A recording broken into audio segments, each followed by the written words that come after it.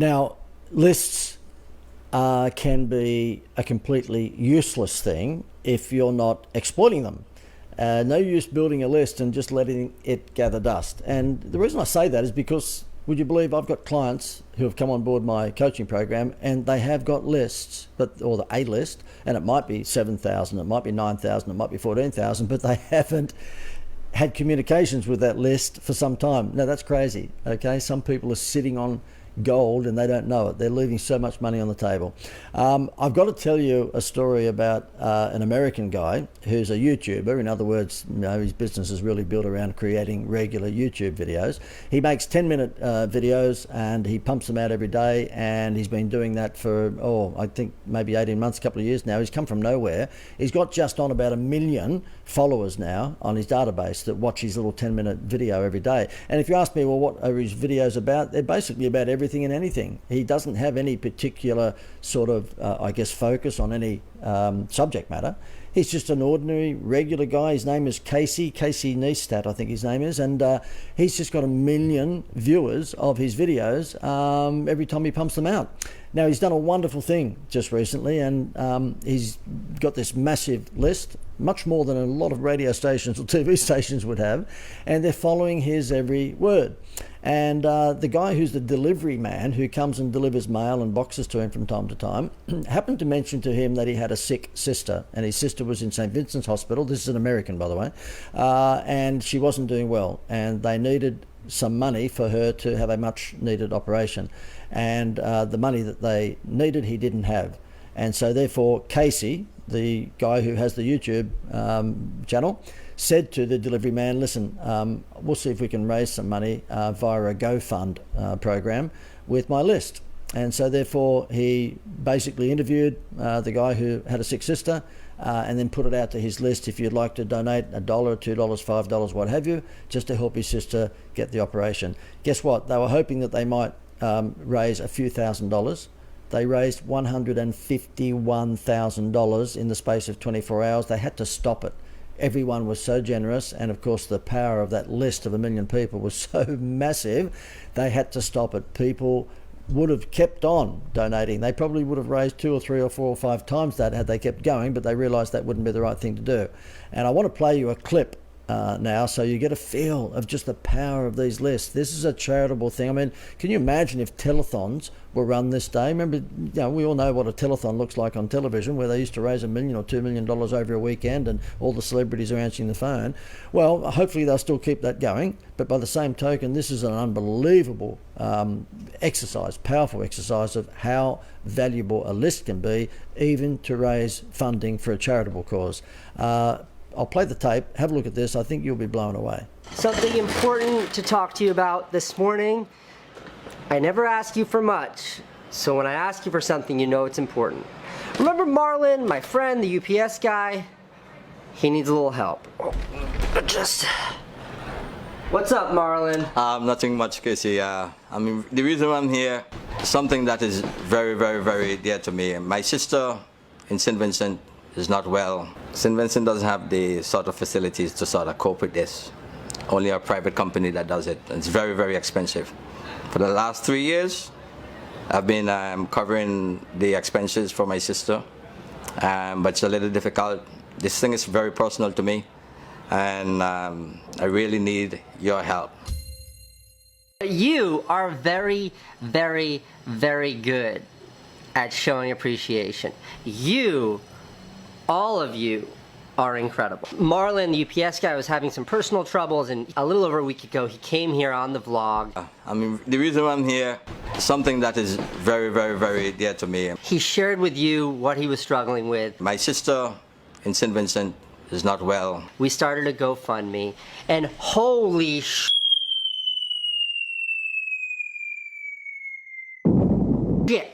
Did you guys come to the rescue? All of these incredible, generous people stepped up to help you out. I was blown away.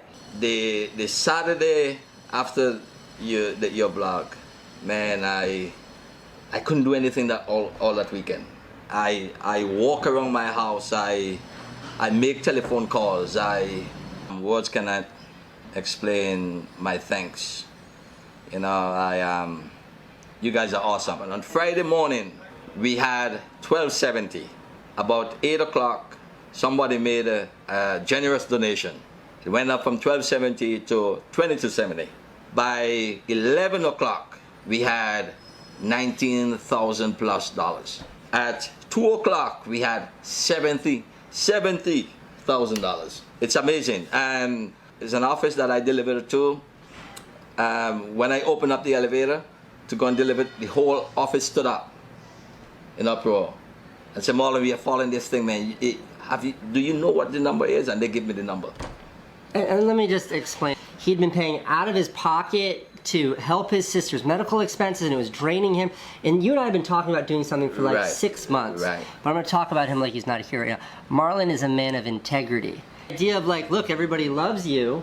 If we all come together, it's not a handout. It's everybody coming together to help somebody we care about. That is what predicated this entire unbelievable thing. So I wanted to announce today what we are doing. And I say we, but this is like a decision that I think is responsible, and it wasn't my decision, it was all of us. But we're gonna make sure that Marlon's sister is taken care of, and the remaining money that you guys donated is going to 3 extremely reputable nonprofits that help people who are in need, just like your sister. It took a lot from me really to come out and stretch my hands out to ask you guys for anything. And I just want you guys to know how much I really appreciate this. Thank you. Pretty powerful, eh? Pretty powerful stuff. And I would not be surprised if you've got a bit of a tear in your eye, because that's just a great story, isn't it? Great story. And what a humble gentleman the delivery driver was, just overwhelmed with the generosity from people.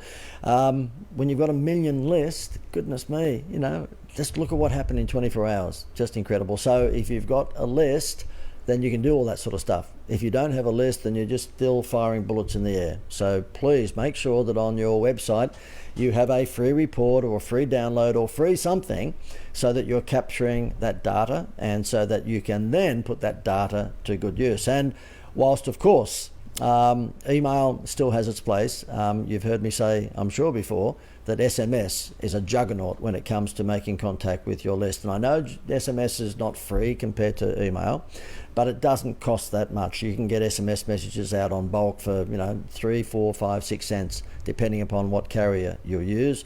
And you've heard my story about the restaurant in Melbourne, who happens to have been a client of mine. We just made sure that his waitresses collected all the name and contact details of people who came into his restaurant, and very, very quickly he had a few thousand on his database. And that means that when he comes into his restaurant mid-afternoon and says to his secretary, how many of our 130 seats in our seafood restaurant have been booked for tonight, and she says about half of them, he says, well, send out one of JD's text messages, because I've crafted dozens of them for him, and it might be a lobster tail meal for 2 people for $68, and he sends that out, and guess what, the other 60 or 70 seats of his 130 seats are booked, bang, like that, because he's just sent out only 1,000 or 1,500 or whatever it might be, and he's had 60 people book. Now, he's an upmarket restaurant. Don't think that he's going to let those people walk out for just the $68 for the meal for 2. He's going to charge them $20 for desserts and $20 for a bottle of water and $50 for a bottle of wine. Nobody leaves that restaurant less than $200.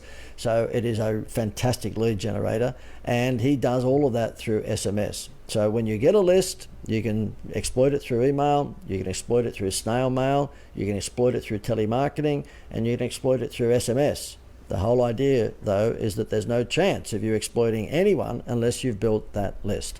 I wanted to touch on Facebook Live. Okay, now Facebook Live is the new black, it's the new organic, everyone loves it.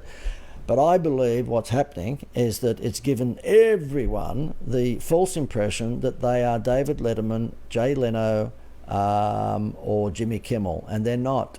Okay, they're not. Not everybody is Bert Newton. I'm sorry to tell you that, but there's a good chance that you are not Bert Newton. You are not Jay Leno.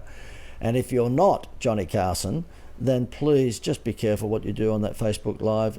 I've seen so many people, because they're just falling in love with the new technology, and they can put the camera out there and tell everybody that they're live, but they're still boring as crap, okay? If you do not, I'm not saying for a moment that you would be boring as crap, because if you're watching, this, then of course you are a very interesting person.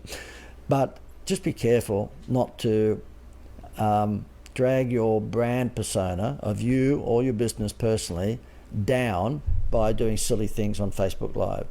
See, Facebook Live is exactly that, it's live. And so therefore there's no chance to, go back and edit it and cut it up before you send it out to your tribe. It's live. And so therefore, if you say something wrong or you look like a goose, there's a good chance that that's going to negatively impact upon your business.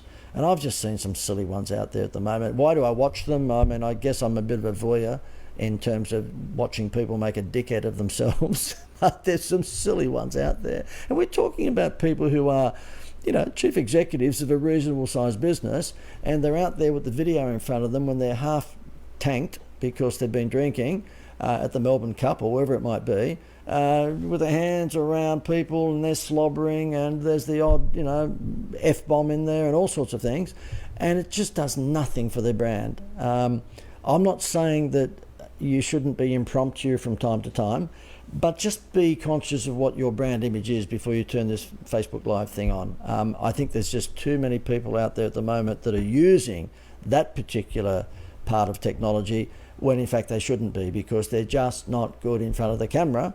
They're not funny, they're not witty, they're not engaging, and they're not giving any value. They're just simply saying, oh, here we are at the beach and we've got a beer in our hand, and look, Susie, come in, Susie, and there's your Facebook Live, and they do it. And you think, why did you do that? Now, it's fine if you're just a normal, regular person and you're wanting to post that out to your friends and family and all that. But if you're in business, then you want to make sure that your Facebook Live presentation is professional. Now, you'll see that we've gone to the trouble here to make sure that when I pump these things out, we've got a reasonably professional set. We've got the John Laws microphone. We've got slides that come up on the screen when they need to be on, the screen behind me and so forth. We've done as best we can without turning it into a multi-million-dollar, television Tonight Show production. I mean, it's not anywhere near like that, but we've tried to retain a certain brand persona. And it's up to you to obviously determine whether I've done that well or not. But the fact is, it's a hell of a lot better than some of these morons out there doing this Facebook Live thing when they shouldn't be. So any of that social media stuff that you're doing live, just be very careful about what it's saying about your brand. Okay. Facebook advertising, of course, we do it, and we do it. We've done a lot of testing and measuring.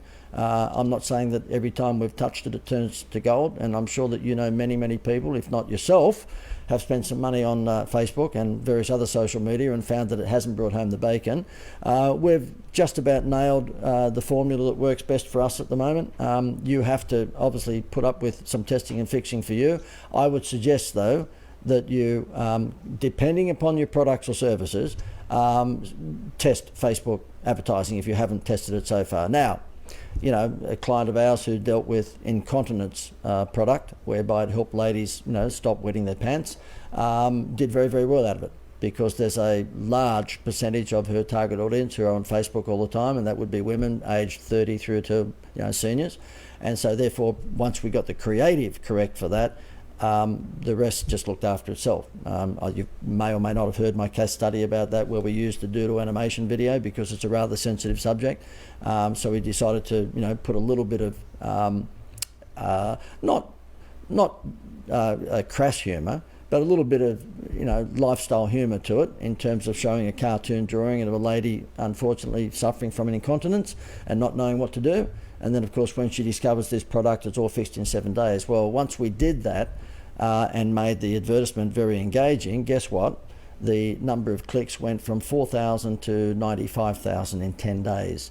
So there's no question that no matter what your form of advertising is, online or offline, the creative is big time important. Okay, so really, when it's all said and done, there's nothing that will replace the creative in terms of having a big impact on your, marketing. Absolutely. And am I saying that from a self-servicing point of view? No. I mean, I happen to think I'm reasonably creative, and we come up with a whole lot of great ideas for businesses.